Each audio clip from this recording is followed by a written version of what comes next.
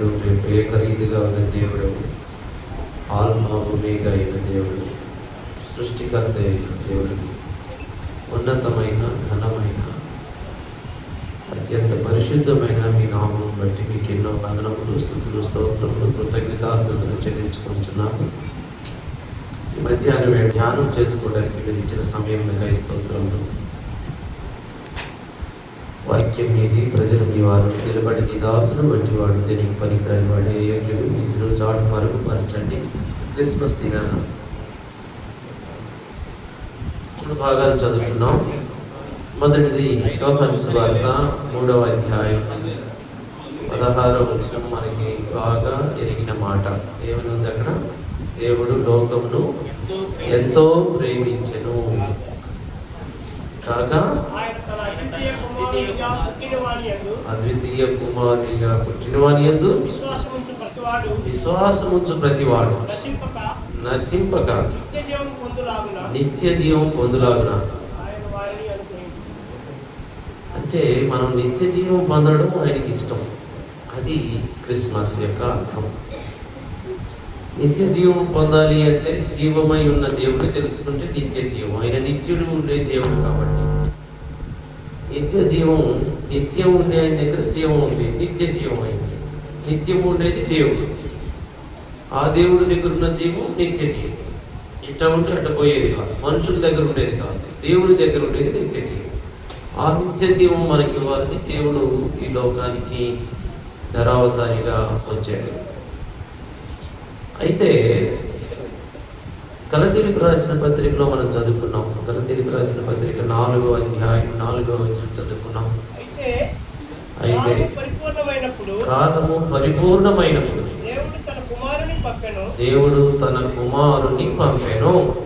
సరే, దేవుడు తన కుమారుని పంపాడు. దేవుడు తన కుమారుని పంపాడు. తన కుమారుని పంపడానికి కారణం ఏంటి? ఇందాక మనం చదివాం, మొదటి యోహాను పత్రిక 4వ అధ్యాయంలో మాట చదివాం. మరొకసారి చదువుతాం. 10వ వచనం.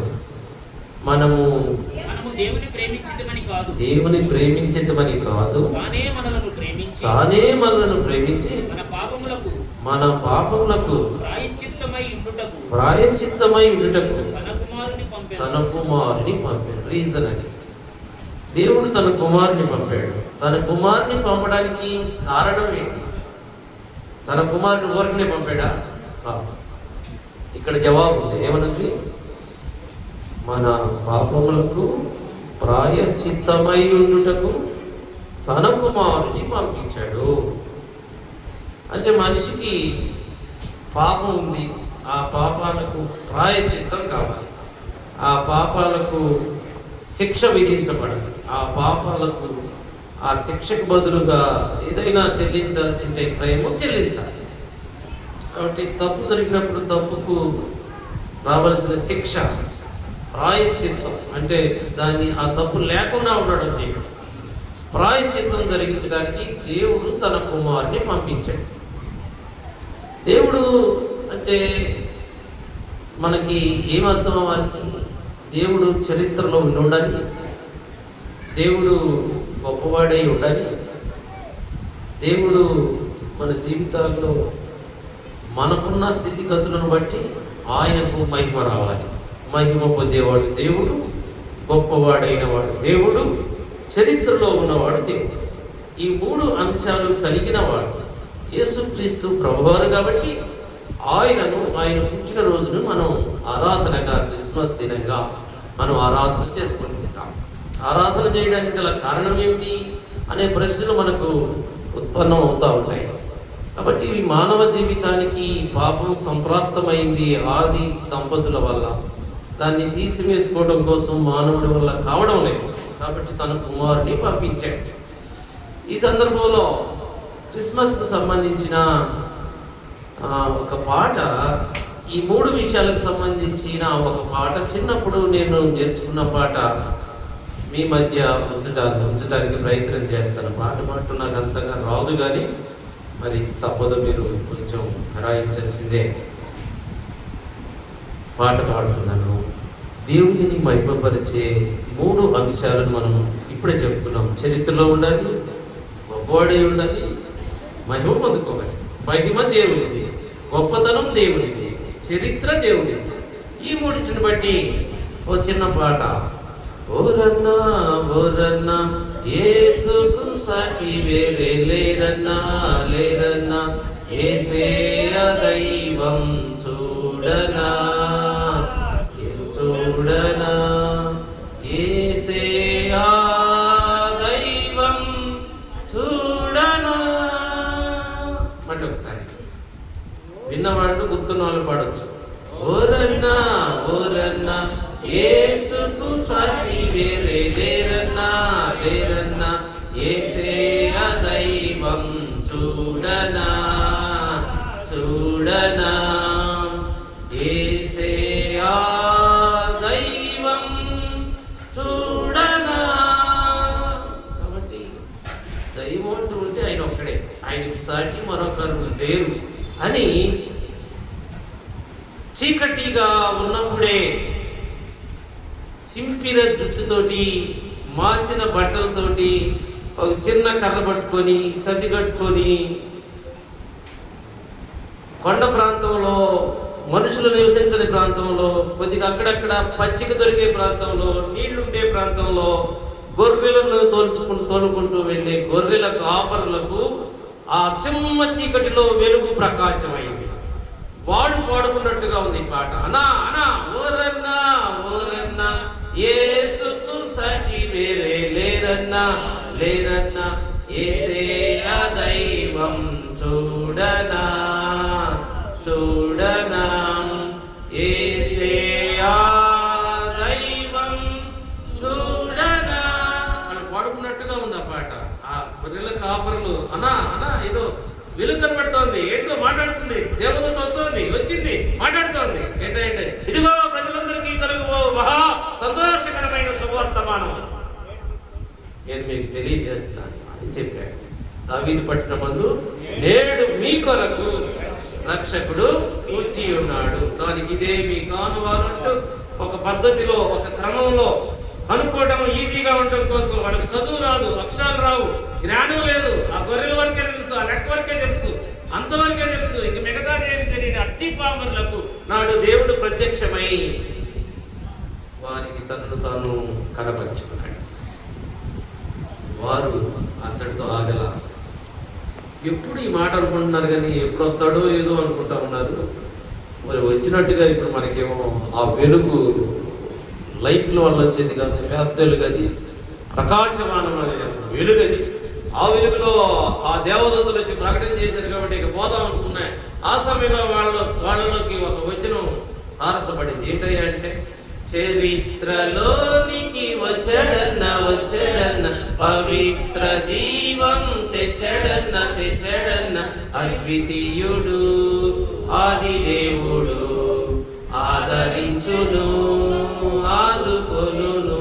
మళ్ళీ ఒకసారి, చరిత్రలోనికి వచ్చడన్న వచ్చడన్న, పవిత్ర జీవం తెచ్చడన్న తెచ్చడన్న, అద్వితీయుడు ఆది దేవుడు ఆదరించును ఆదుకొనును. ఓరన్నా ఓరన్నా యేసుకు సాటి వేరే లేరన్నా లేరన్నా, యేసే దైవం చూడనా చూడనా, యేసే దైవం చూడనా. చరిత్రలోకి వచ్చాడు అంటున్నారు. ఇక వచ్చిన తర్వాత పవిత్ర జీవం, మనకి ఇంక ఇబ్బంది లేదంటే మొత్తం ఆయనే చూసుకుంటాడంట. ఆయన అద్వితీయుడంట. ఆయన తప్ప మరొకటి లేడు, ద్వితీయం లేదు అంటే రెండోది లేదు, మరొకటి లేదు, ప్రత్యామ్నాయం లేదు, ఇక ఆయనే, ఆయన చాలు మనకి జీవితానికి అంటూ ఆనందంగా ఆ నక్షత్రం నడిపిస్తా ఉంటే వెళ్ళిపోయారు ఆ పశువుల పాక దగ్గర. ఆయన ఎలాంటి వాడయ్యా అంటే ఆది దేవుడు అని చెప్పుకుంటున్నారు. ఆదిలో ఉన్నాడంటయ్యా, ఆది యందు దేవుడు అనే మాట ఆయనేనంటయ్యా అని వాళ్ళకే దేవుడు ఆత్మ సాక్షాత్కారం పొందినట్లుగా ఈ వచనం మనకు అర్థమవుతోంది. అంతేకాదు ఆయన ఆదరిస్తాడంట, ఆదుకుంటాడంట. ఆయన ఆదుకుంటే చాలు మన కష్టాలన్నీ పోతాయి అనే ఆశ నాటి కాపర్లకు ఉంది. నీకుందా? లేకపోతే ఇప్పుడు అడగచ్చు, నాకు లేదు, నాకు ఆదరణ లేదు, నన్ను ఆదుకునేవాడు లేరు.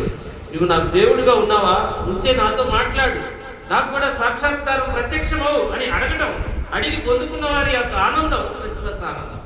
కాబట్టి మన జీవితాల్లో ఈ మొదటి వచనం చరిత్రలోకి వచ్చాడు అనే మాట. నా మిత్రుడు ఇంగ్లాండ్ దేశంలో ఉండే జాన్ బ్లాంచర్డ్ అనే ఆయన ఒక సర్వే చేశాడు. ఆ సర్వేలో చరిత్రకు సంబంధించిన విషయాన్ని గురించి ఆయన చరిత్ర అంతా సర్వే చేస్తున్నాడు. సర్వే చేస్తూ ఉంటే ఆ కంప్యూటర్ ముందు అందరికి తెలుసు కదా, గూగుల్ ఉంటుంది, గూగుల్ అమ్మ మాట్లాడుతూ ఉంటుంది. దాంట్లో మనం ఏది కొడితే అది బయటకు వస్తూ ఉంటుంది.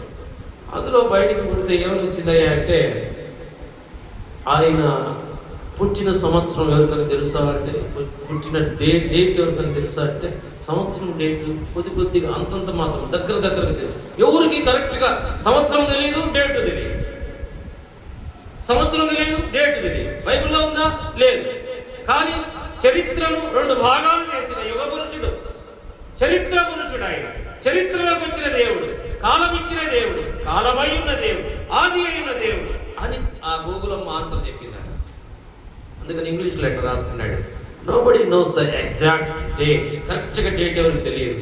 కానీ ఒక దినాన ఆయన జన్మించకపోతే, ఆయన పుట్టాడని కనుక మన జీవితంలో అనుభవించలేకపోతే మన జీవితం శూన్యమవుతుంది. కాబట్టి కాల పరిమితులను దృష్టిలో పెట్టుకొని వేదాంత పండితులంతా కలిసి డిసెంబర్ 25 రాసిన ఆ మాటను మనం శిరస వహిస్తూ, పుట్టిన ఆ విషయం గురించి ఒక డేట్ కొరకై ఏదో ఒక డేట్ ఉండాలి.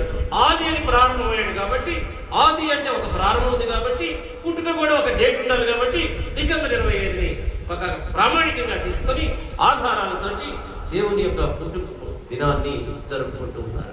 కాబట్టి ఎగ్జాక్ట్ డేట్ తెలియదు, కానీ ప్రపంచంలో ఉన్న దేశాలలో ఆయన పుట్టినరోజు తెలియని దేశం లేదు.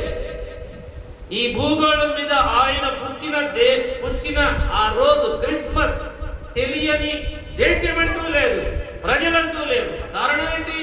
ఆయన చరిత్రనే, ఆయన వచ్చిన తర్వాత క్రీస్తుకు పూర్వం నాకంటే ముందున్నది అది పాత నిబంధన అని, నా తర్వాత అన్నది క్రీస్తు శకం అంటే క్రొత్త నిబంధన అనేది పరిశుద్ధ బైబిల్ గ్రంథంలో నుంచి ఆయన మాటలను మనం చదువుకోగలుగుతున్నాం. కాబట్టి క్రిస్మస్ అంటే ఏంటి? చరిత్ర చేసిన ఆయన, సృష్టిని చేసిన ఆయన వచ్చిన ఆ పర్వదినం, అది క్రిస్మస్ పర్వదినం. ఇది గొప్పది. కాబట్టి దీన్ని మించింది మరొకటి లేదు. కాబట్టి చరిత్రలోకి వచ్చాడు, పవిత్ర జీవం తెచ్చాడు. అందుకనే 12వ అధ్యాయంలో యోహాను సువార్తలో ఆ తండ్రి అయిన మాటలే ఏమి ఆజ్ఞాపిస్తున్నాడో ఆ మాటలే నేను మాట్లాడుతున్నాను, ఆ మాటలు నిత్య జీవమై ఉన్నాయి అని పలికిన దేవాది దేవుడు యేసు ప్రభు వారి మాటలని. తండ్రి ఏది పలకమంటే అది పలికేను. ఆ పలుకుల యొక్క అర్థం ఏంటంటే నిత్య జీవపు మాటలు అని ప్రభువే సాక్ష్యం చెబుతూ ఉన్న మాటలని. కాబట్టి అట్టి మాటలు నిత్య జీవం ఇచ్చాడు, పవిత్ర జీవం ఇచ్చాడు, ఆదరిస్తాడు, ఆదుకుంటాడు.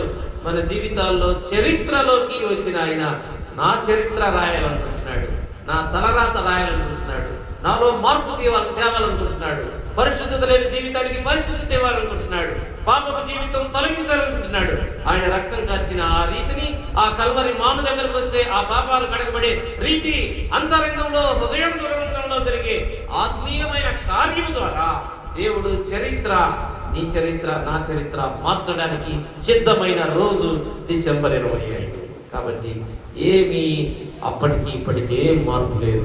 2025 సంవత్సరాల క్రితం గొర్రెల కాపులకి ఏ విధంగా ఆయన ప్రత్యక్షపరుచుకున్నాడో నేడు వాక్యం ద్వారా, కేరళస్ ద్వారా, మరి దేవుని భక్తుల ద్వారా ఆయన తను తాను ప్రత్యక్షపరుచుకుంటూ ఉన్నాడు. రెండవదిగా ఆయన ఆ దేవదూత పై నుంచి వచ్చినట్టుగా, ఆ పై నుంచి ఆ ఆకాశ మండలంలో ఉన్న వెలుగంతా అక్కడికి దిగి వచ్చినట్టుగా కనబడింది నాటి కాపర్లకి. ఆ కనబడిన దాన్ని బట్టి వాళ్ళు ఏమనుకున్నారంటే, తన ప్రజలను వారి పాపముల నుండి ఆయనే రక్షించును కనుక ఆయనకు యేసు అని పేరు పెడతాడు. ఆయన పై నుంచి వచ్చిన వాడు ఉన్నతుడు.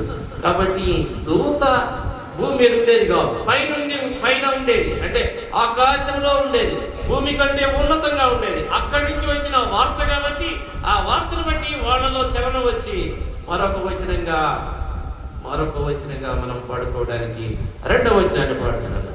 పరమును విడిచి వచ్చడన్న వచ్చడన్న నరులలో నరుడై పుట్టడన్న పుట్టడన్న పరమును విడిచి వచ్చడన్న వచ్చడన్న నరులలో నరుడై పుట్టడన్న పుట్టడన్న పరిశుద్ధుడు పావనుడు ప్రేమించెను ప్రాణమిచ్చెను పరిశుద్ధుడు పావనుడు ప్రేమించెను ప్రాణమిచ్చెను.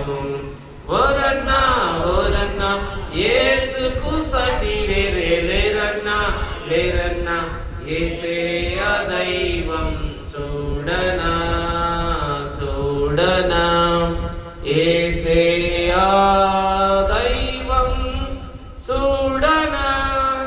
పరము అంటే భూమికి దూరంగా పరమై ఉన్నది అంటే ఉన్నతంగా ఉన్నది అని అర్థం. ఆ పరలోకం నుంచి వచ్చాడు ప్రభు వెంపగా వచ్చిన దేవదూత యొక్క సువర్తమానాన్ని బట్టి ప్రభువును దర్శించుకోవడానికి పశువుల పాక దగ్గరికి వెళ్ళారు. ఎంత గొప్ప వార్త, ఎంత విచిత్రంగా ఉంది. అందుకని ఆయనకి పేరు ఏమని పేరు? ఆశ్చర్యకరుడు అని పేరు ఆయనకి. ఆయన చేసిన ఆశ్చర్యాలు మన ఊహకు అందనివి, మన హృదయం గోచరం కానివి. కాబట్టి నరులలో నరుడై పుట్టాడు ఆయన. చీమకు చీమ భాష తెలుస్తుంది, పక్షికి పక్షి భాష తెలుస్తుంది, చైనా వాడికి చైనా భాష తెలిసింది, కోయవాడికి కోయవాడ భాష తెలిసింది, ఎరుకుల జాతి వారికి ఎరుకుల భాష తెలిసింది. ఇంకా ఇంకా భాష చెప్పాలి అంటే మానవులకి మానవ భాష కావాలి. అందుకని మానవుడిగా దిగి వచ్చిన ప్రభు యేసుక్రీస్తు వారు పరమును విడిచి ఎందుకు వచ్చాడు? నరులలో నరుడై పుట్టడానికి వచ్చాడు. అందుకనే లూకాసు వార్తలు మనం చదువుతాం 10వ అధ్యాయం 19వ అధ్యాయం 10వ వచనంలో ఏం మాట చదువుతాం?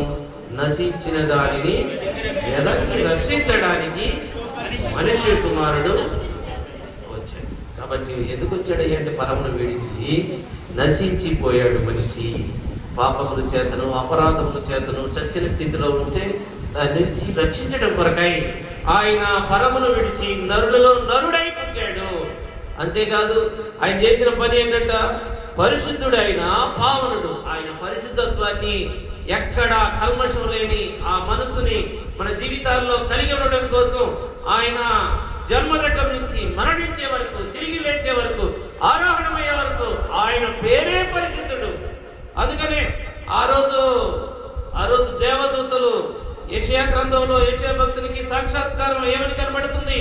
అక్కడ పరిశుద్ధుడు పరిశుద్ధుడు పరిశుద్ధుడని కోటాను కోట్ల దూతల చేత కొనియాడబడుతున్న దేవుడుగా ఉన్న దేవుడు. అవే మాటలు మళ్ళీ ప్రకటన గ్రంథంలో కూడా మనకు కనబడతాయి. పరిశుద్ధుడు పరిశుద్ధుడు పరిశుద్ధుడు సింహాసనాసీనుడైన ఆ దేవునికి గొర్రె పిల్లలకు అదిగో నమస్కారం చేస్తున్నాం అంటున్నారు. కాబట్టి ఏం మారలేదు. బైబిల్ గ్రంథంలో దేవునికి ఉన్న ప్రత్యేక లక్షణం ఆయన గొప్పవాడు. పరిశుద్ధతే ఆయన గొప్పతనం. పరిశుద్ధతే ఆయన గొప్పతనం. మీరు పరిశుద్ధులుగా ఉండడం కోసం తన కుమారుని యొక్క పరిశుద్ధ పావనమైన రక్తాన్ని కార్చడానికి ఈ లోకానికి పంపించాడు. ఇది క్రిస్మస్ సందేశ సారాంశం. ఆయన ఎంతగా ప్రేమించాడు అంటే ప్రాణమిచ్చిన ప్రేమ ఆయనది. ఈ లోకంలో ఎవరు చేయనటువంటిది అది. కాబట్టి మనం మన జీవితాల్లో చరిత్రలోకి వచ్చిన ఆ దేవాది దేవుడు పరిశుద్ధుడైన గొప్ప దేవుడు. ఆయన పరిశుద్ధుడైన గొప్ప దేవుడు. పరిశుద్ధతే గొప్పదనం అయితే ఇంకా గొప్ప దేవుడు అంటే ఇక డబల్ సూపర్లేటివ్ అన్నట్టు ఉంది. కాబట్టి పరిశుద్ధుడు గొప్ప దేవుడు ఆయన ఆ దేవుని కదా. నా ఫ్రెండ్ రీసెర్చ్ చేసిన దానిలో భారతదేశం మారిపోతుంది కదా. ఏంటన్నా చాలా మంది తలలు వంచుకొని ఉన్నారు. ఆనందంగా ఉండండి. క్రిస్మస్ దినాన్ని కదా, ఆనందంగా సంతోషంగా ప్రభు వచ్చిందాన్ని బట్టి మనం ఆనందంగా ఉండాలి. మా ఫ్రెండ్ రీసెర్చ్ చేసిన దాని ప్రకారం భారతదేశం యొక్క కాలం మారిపోతుంది. అవును కదండి. ఈరోజు చర్చీలు ఎలా ఉంటాయో రాను రాను రాను రాను రాను రాను భారతదేశంలో పరిస్థితి మారిపోతుంది. అటువైపు ఉత్తరప్రదేశ్లో అయితే మొట్టమొదటి మత మార్పిడి చేసిన పాస్టర్ని జైల్లో వేసి భార్యకు 25,000 మరి అంటే పాస్టర్ గారికి 25,000 జరిమానా వేసి 5 సంవత్సరాల కారాగార శిక్ష విధించారు నిన్నటి దినాన. క్రిస్మస్ ఈరోజు జరుగుతుంది అంటే ముందు రోజే మత మార్పిడి జరిపించిన పాస్టర్ అమ్మ, వారి పక్కన ఉండే ఇద్దరు సహోదరులు, వాళ్ళ వాళ్ళ వాళ్ళ పెద్దల కింద లేదా బ్రదర్స్ సహోదరులు, వాళ్ళకి 5,000 చొప్పున మరి ఉత్తరప్రదేశ్ గవర్నమెంట్ మత మార్పిడి వద్దంటే వీళ్ళు రెడ్ హ్యాండెడ్గా పట్టుకున్నాం, బాప్తిస్మం వేయిస్తుంటే చూసాం కాబట్టి వీళ్ళు దళితుల్ని మార్చారు అనే క్రమంలో మొట్టమొదటి మరి శిక్ష ఒక పాస్టర్కి అక్కడ ఉత్తరప్రదేశ్లో జరిగింది. అంటే భారతదేశం యొక్క తీరుతెన్నులు మారుతున్నాయి.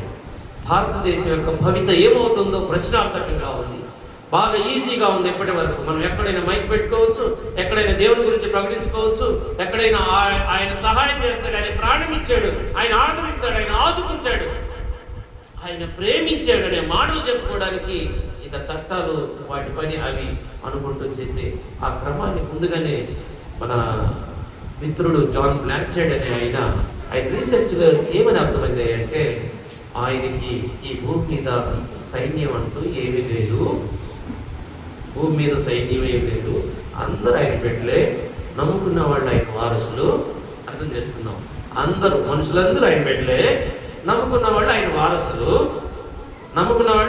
వారసులు, ఆయన దత్తపుత్రులాడు. అయితే సంవత్సరానికి 3,33,000 మంది, ఆలోచన చేద్దాం, మనం ప్రశాంతంగా ఉన్నాం, 3,33,000 మంది సంవత్సరానికి హతసాక్షులు అవుతున్నారు. బైబిల్లో మొదటి హతసాక్షి ఎవరు? స్టెఫను పౌలు చూస్తూ ఉండగా చంపేశారు. పౌలు ఆజ్ఞేయగా చంపేశారు. పౌలు ఇంకా మారకముందే మొదటి హతసాక్షి స్టెఫనుగా బైబిల్ గ్రంథం ఆయన రికార్డ్ చేసి పెట్టించాడు మన కోసం. అటువంటిది ఈరోజు ఎట్టుందంట, సంవత్సరానికి 3,33,000 మంది ఆయన కోసం ప్రాణం తీసేసుకోవడానికైనా సిద్ధమవుతున్నారు. ఈ 200 దేశాలు నుండి అన్ని దేశాలు ఎక్కడైనా కానీ ఈ భూగోళం మీద సంవత్సరానికి 3,33,000 మంది ఆయన కోసం ప్రాణత్యాగం చేస్తున్నారు. క్రిస్మస్ కోసం అంటే ఏంటి? ఆకాశ మహాకాశములు పట్టజాలని సమీపింపరాని తేజస్సులో ఉండే ఆయన నరులలో నరుడై పుట్టి తగ్గించుకొని వస్తే మన కొరకు మనం ఏం త్యాగం చేస్తున్నాం? మనకంత సంతోషం ఇస్తే మనం ఆయనకి ఎంత కాలం ఖర్చు పెడుతున్నాం? నీ టైం 24 గంటలు ఇచ్చాడు, 40 సంవత్సరాలు ఇచ్చాడు, 50 సంవత్సరాలు ఇచ్చాడు, ఎంత ఖర్చు పెడుతున్నావు?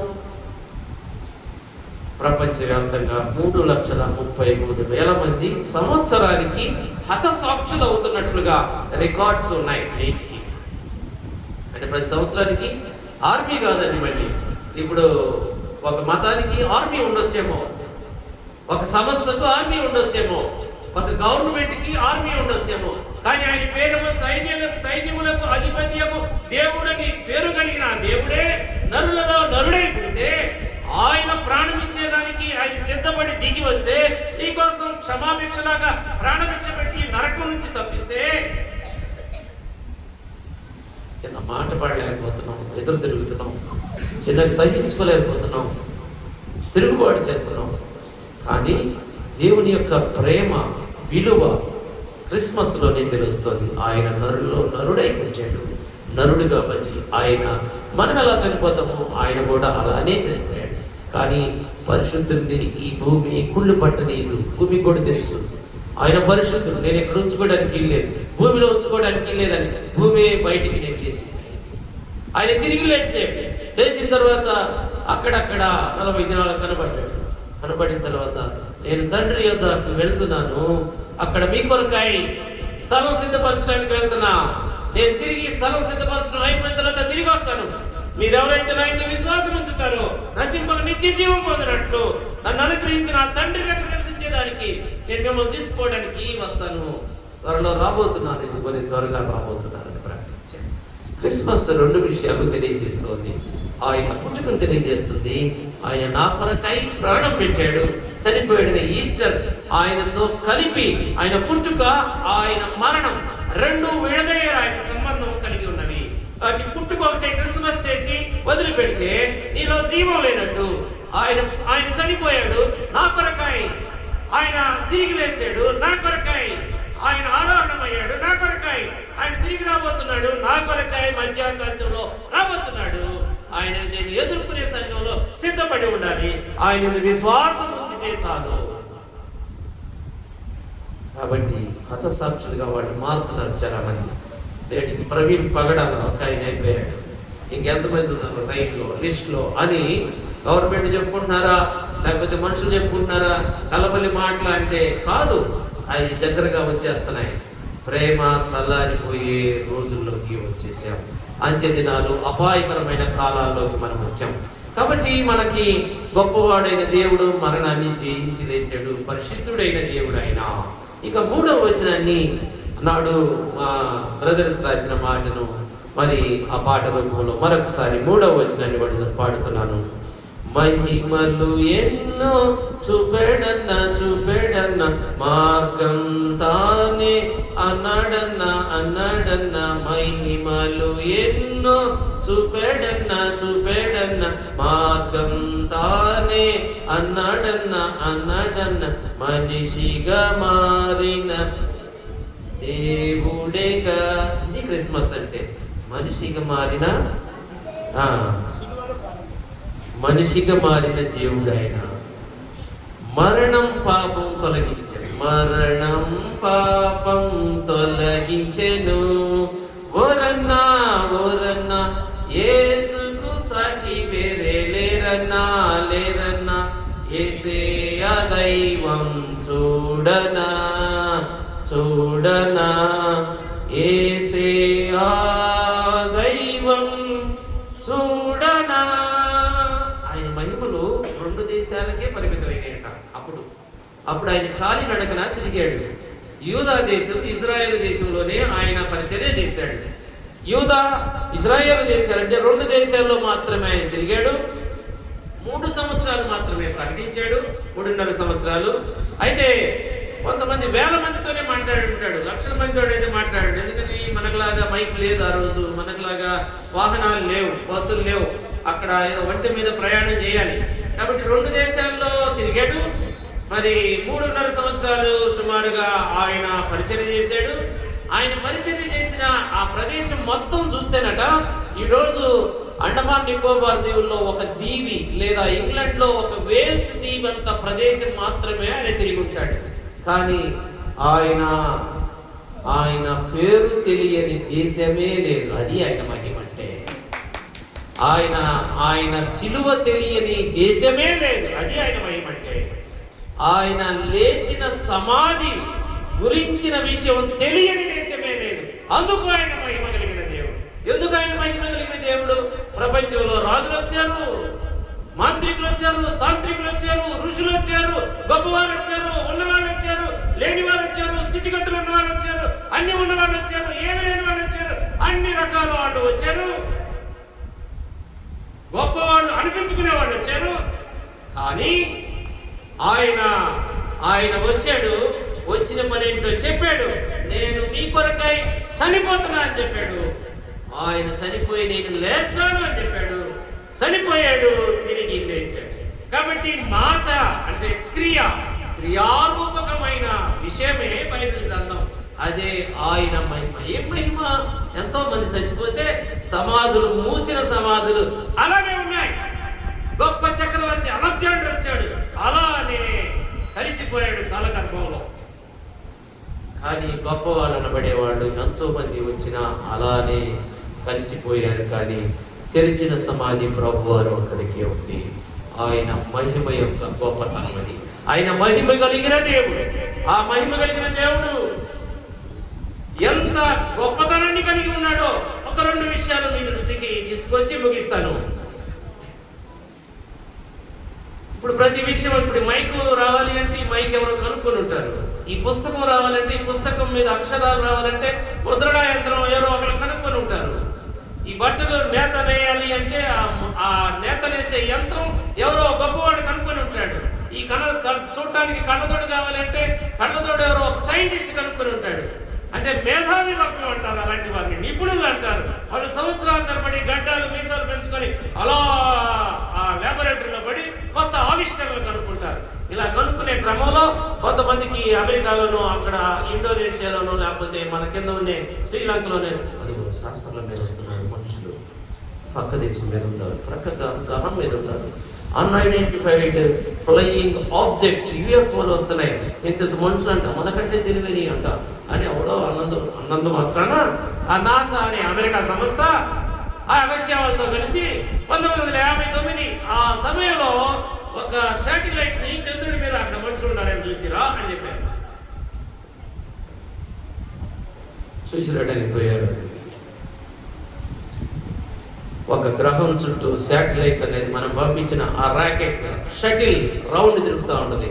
కింద నుంచి ఒక ఆర్డర్ జారీ చేసినప్పుడు 1 నిమిషం లోపు ఆ టైం ఇస్తే ఆ రాకెట్లో నుంచి అలా చంద్రుడి మీదకి దిగారు. అప్పుడు వాళ్ళు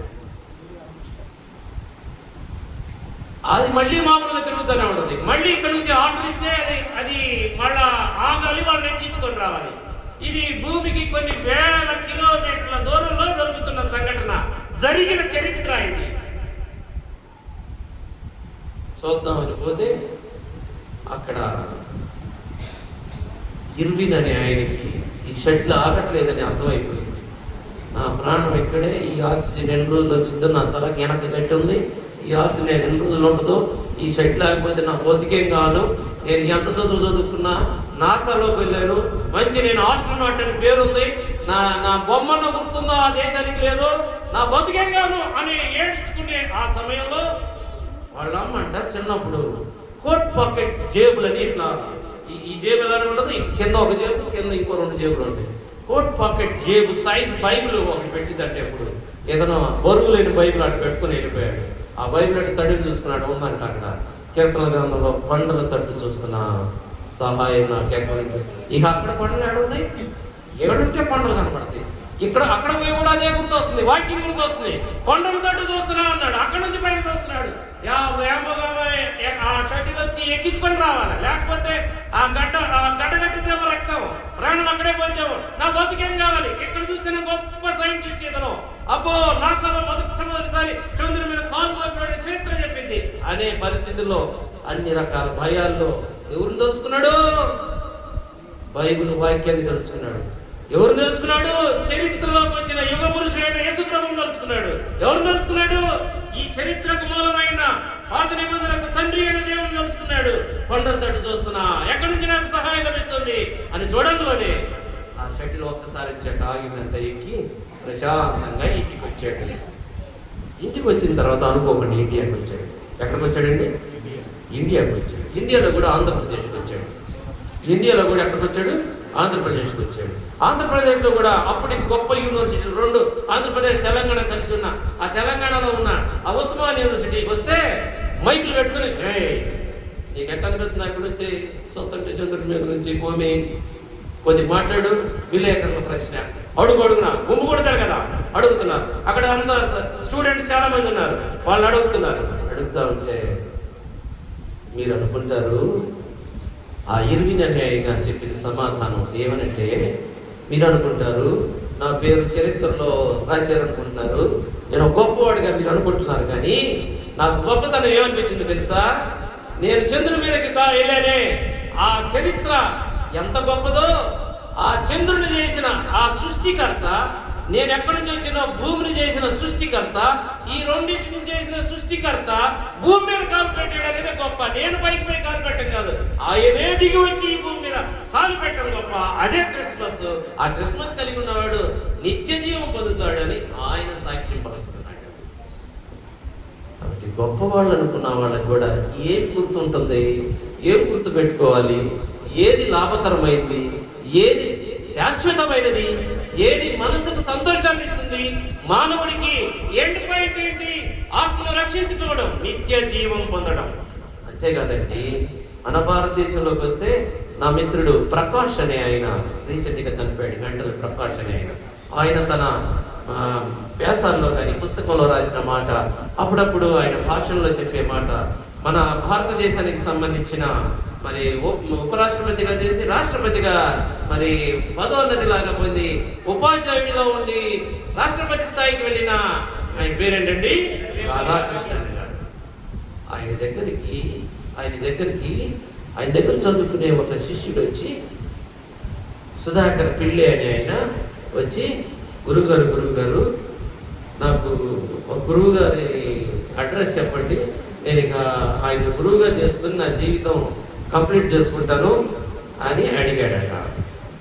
అక్కడ చాలామంది ఉన్నారు, ఎవరితో ఏం మాట్లాడకుండా రాధాకృష్ణన్ ఇంట్లోకి వెళ్ళి అలమరలో ఆ చిన్న పుస్తకం ఒకటి, మన ప్రవీణ్ పగడాలు చెప్తారే, నల్లట్ట పుస్తకం ఎర్రట్ట పుస్తకం అంటారే, ఆ పుస్తకం తీసుకొచ్చి, అంటే బైబిల్ గ్రంథం తీసుకొచ్చి ఆయన చేతిలో పెట్టాడట.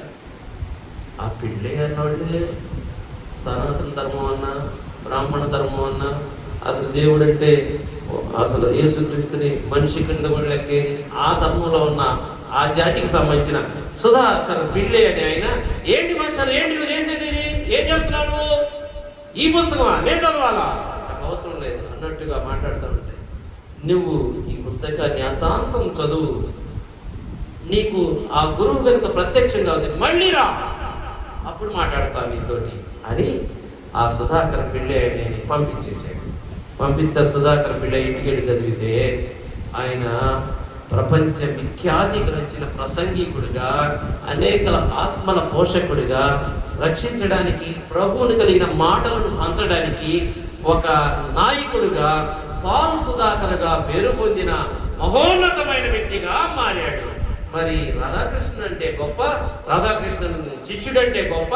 మరి అక్కడ నేర్చుకునే ఒక విద్యార్థి, ఒక ధర్మాన్ని దగ్గర కూడా రానివని ఆ మనిషి ఆ పుస్తకాన్ని చదవడం ద్వారా, ఆ బైబిల్ గ్రంథాన్ని, నిత్య జీవపు మాటలను చదవడం ద్వారా రాధాకృష్ణన్ చెప్పిన మాట యొక్క అర్థాన్ని ఆ పుస్తకంలో గ్రహించినందువల్ల నిత్య జీవం పొందడం కాదు, అనేకుల నిత్య జీవం కొరకై పాటుపడిన మనిషిలాగా, పాల్ సుధాకర్ లాగా మారిపోయాడు. ఎంతటి గొప్పతనం! అదే క్రిస్మస్ అంటే. మనిషి మారడమే క్రిస్మస్, మనిషి మారు మనసు పొందడమే క్రిస్మస్, మనిషి ప్రభువుని తెలుసుకోవడమే క్రిస్మస్. మనిషి చీకటి వాడు, మనిషి రాత్రి వాడు, మనిషి పాపి, మనిషి అపరాధి, మనిషి దోషి. ఇది చట్టం, ఇది ధర్మశాస్త్రం, ఇది మారదు. దీనికి ప్రత్యామ్నాయం ప్రభువే, దీనికి ప్రత్యామ్నాయం వాక్యమే, దీని ప్రత్యామ్నాయం పరిశుద్ధమైన దేవుని వాక్యం, పరిశుద్ధ గ్రంథము తప్ప మరొకటి లేదు అనడంలో ఎటువంటి సందేహం లేదు. అందుకనే మన జీవితాల్లో మనం క్రిస్మస్ పర్వదినాన్ని, నా మిత్రుడు రీసెంట్గా ఒక టీచర్ నాతో పంచుకున్న మాటలను మీతో మాట్లాడతాను. ఏమంటున్నాడయ్యా అంటే, ఆయన కూడా ఏదో క్రైస్తవేతర ధర్మంలోనే ఉన్నాడు. వాళ్ళ పాప పుట్టినరోజు ఏర్పడతా ఉంటే ఆ పుట్టినరోజు కోసం రెడీగా సిద్ధమైపోయి ఒక 25 మందికి భోజనాలు వండించుకొని, ప్యాకెట్లు కట్టుకొని, రైల్వే స్టేషన్, బస్ స్టేషన్, ఎక్కడ కనబడితే అక్కడ, ఎవరికైతే ఆహారం లేక ఆ రోడ్డు మీద చలితో వణుకుతున్నారు, వాళ్ళకు ఒక కంబళి కప్పడం, అన్నం పెట్టడం, కప్పలు కప్పడం. అంటే ప్రభు వారు ఒకసారి అడిగారు, మీరు నాకు అన్నం పెట్టారు, మీరు నాకు నీళ్ళు ఇచ్చారు, నాకు వస్త్రాలు ఇచ్చారంటే, మేము ఎప్పుడు ఇచ్చాం ప్రభు అంటున్నారు అక్కడ శిష్యులు. కానీ మీరు ఇచ్చారయ్యా, మీ లెక్కలన్నీ ఉన్నాయి, మీ సాక్ష్యం అంతా ఉంది, మీరు చేసిన క్రియలన్నీ ఉన్నాయి, మీరు క్రిస్మస్ యొక్క అర్థంగా ఉన్నారు, మీరు క్రిస్మస్ కి రాయబారులుగా ఉన్నారు అని ప్రభు చెప్తా ఉంటే ఆ బిడ్డ కనబడతా ఉన్నాడు. ఆయన పేరు చక్రవర్తి అనే మాస్టర్. వాళ్ళ పాప పుట్టినరోజుకి ఒక 25 భోజనాలు తయారు చేసుకుని బయలుదేరండి. పొద్దున్నే 11 గంటలప్పుడు భోజనం వాళ్ళు అంతా అయిపోయిన తర్వాత తిన్నారంట. ఈలోపు వాళ్ళు తీసుకుపోయిన ఇంకా 2 తగ్గితే 100 రూపాయలు ఇచ్చేసి మీరు కొనుక్కొని తినండి, ఆ 200 కూడా వదిలించుకొని వచ్చాము అనే మాట నాకు అర్థమైంది. వాళ్ళు ఏమంటున్నారు, ఆ ఇద్దరికన్నా ఆ 100 లేకపోతే ఆ 25 మందిలో వాళ్ళు ఏం కావాలి? కాబట్టి ఇంత బలుసుపాడు గ్రామంలో మీరే రక్షణ పొందితే ఏంటి, మరొకరి పరిస్థితి ఏంటి? ఈ క్రిస్మస్ మీరు పంచుకోరా? ఈ క్రిస్మస్ ఇతరులకు తెలియజేయరా? ఈ క్రిస్మస్ నిత్య జీవం మహిమలెన్నో తెచ్చాడే, కాళ్ళు లేని వాడికి కాళ్ళు ఇచ్చాడే, కళ్ళు లేని వాడికి కళ్ళు ఇచ్చాడే, ఆత్మను వెలిగించాడే. అయ్యో, మన చేతిలో ఉన్న ప్రతి వస్తువు అదిగో దేవుని బిడ్డలు తయారు చేసింది. వాక్యంలో నుంచి ఒక ఫీడ్బ్యాక్ గా, ఒక అవుట్పుట్ లాగా బయటకు వస్తూ ఉంటే ఆయన వాక్యం ద్వారా అనుభవించే మనం నిత్య జీవం పొందుకున్న మనం, నిత్య జీవం నా గిన్నె నిండి పొర్లి పారుతోంది, నా గిన్నె నిండి పొర్లుతుంది అని వాక్య అర్థమై మన జీవితాల్లో క్రిస్మస్ నిజమవ్వాలి, క్రిస్మస్ క్రియారూపకం అవ్వాలి, క్రిస్మస్ ఆనందమైనది అవ్వాలి. నువ్వు అక్కడే ఆనందించడం కాదు. అంటే తండ్రి అయిన దేవుని దగ్గర కుమారుడు దేవదూతలతోటి ఆనందిస్తూ ఉంటే కుదరదు అనుకున్నాడు. తన రూపంలో చేసుకున్న మానవులు నశించి నరకానికి పోవడం ఇష్టం లేదు కాబట్టి వీళ్ళను సంతోషపెట్టడానికి ఇదిగో ప్రజలందరికీ కలుగుబో మహా సంతోషకరమైన శుభవర్తమానము అని ప్రకటించి మరి ఆ కాపరుల యొద్దకి పంపించి ఆ వార్త దిశలే కాదు, ఈ రోజు పరుసుపాడే కాదు, అండమాన్ దీవులే కాదు, ఈ భూగోళం మీద మనిషి జాతి ఎక్కడుందో అక్కడ అందరికీ ఈ వార్తను మోసుకెళ్ళండి సర్వ సృష్టికి ప్రకటించని తెలియజేసిన ఈ క్రిస్మస్ వార్త ఎవరికన్నా చెప్పావా? ఎవరికన్నా అందించావా? ఎవరితో పంచుకున్నావా? నీకు గొప్ప దేవుడేనా? నీకు మహిమలు తెచ్చిన దేవుడేనా? నీకు చరిత్ర ఇచ్చిన దేవుడేనా? ఈ మూడు తెలిస్తే క్రిస్మస్ నిజమవుతుంది. కాబట్టి దేవుడు కుమారుని ద్వారా మనలో నివసించాలని. చివరిగా మరి వాక్య ధ్యానంలోకి వెళ్దాం. వాక్యంలో ఇంకా వెళ్ళలేదు, టైం అయిపోయింది అనుకుంటా, 45 నిమిషాలు. దయతో మన్నించండి. వాక్యం మాట్లాడుకోవాలి. వాక్యం లేకుండా మనిషికి జీవం లేదు. గలతీయులకు రాసిన పత్రిక 4వ అధ్యాయం 4వ వచనంలోకి వెళ్తున్నాం. అయితే కాలము పరిపూర్ణమైనప్పుడు దేవుడు తన కుమారుని పంపెను. చదవమ్మా. ఆయన స్త్రీ యందు పుట్టి మనము దత్తపుత్రులకు కావాలనని ధర్మశాస్త్రములకు లోబడి ఉన్న వారిని విమోచించుటకై ధర్మశాస్త్రములకు లోబడిన వాడాయను కదండి. అంతవరకు రెండో భాగం. మొదటి భాగం కాలం పరిపూర్ణమైనప్పుడు దేవుడు తన కుమారుని పంపాడు, చరిత్రలోకి వచ్చాడు. రెండోది మనల్ని విమోచించాడు, అంటే పరిశుద్ధత మనకి ఇచ్చాడు. విమోచించడం అంటే మనం పాపాన్ని తీసేసి పరిశుద్ధత ఇవ్వడానికి వచ్చాడు, విమోచించాడు. కాబట్టి చరిత్రలోకి వచ్చిన దేవుడు గొప్ప కార్యం చేశాడు, నా కోసం సిలువ కార్యం చేశాడు. ఈ రెండవ వచనం యెషయా గ్రంథంలో బూదిగంత